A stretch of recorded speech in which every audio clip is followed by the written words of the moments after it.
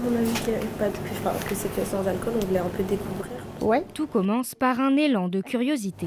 Ça, t'en penses quoi? Vous voulez goûter un petit verre? Oui. Puis vient la dégustation. Qu'est-ce que vous en pensez?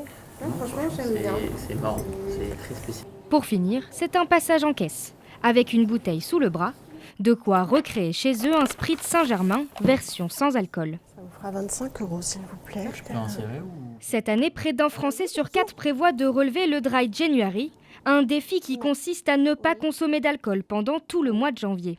Une tendance qui accélère l'essor du vin sans alcool. J'ai des gens qui ont poussé la porte de Belgrade pour la première fois et qui me disaient j'ai jamais goûté de vin sans alcool.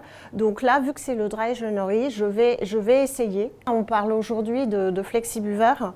Donc c'est des gens qui apprécient le vin et qui, de temps en temps, souhaitent faire des pauses. Et ce désir de modération s'invite également dans les bars, où les alternatives sans alcool gagnent du terrain. Bière sans alcool, oui, c'est de plus en plus, c'est vrai aussi. Mais comme on n'en a qu'une, il faudrait peut-être qu'on augmente les bières sans alcool, mais c'est vrai qu'on en demande un peu plus. Même moi, par exemple, sur le mois de janvier, je me suis dit pas d'alcool ce mois-ci et pour l'instant, j'ai bien commencé. Pour les professionnels de santé, le défi de janvier peut être un déclic, ou du moins un premier pas vers une réflexion sur sa consommation. 70% de ceux qui ont fait le défi ont noté une amélioration nette de leur bien-être psychologique et 60% ont amélioré leur sommeil, ont vu leur sommeil amélioré.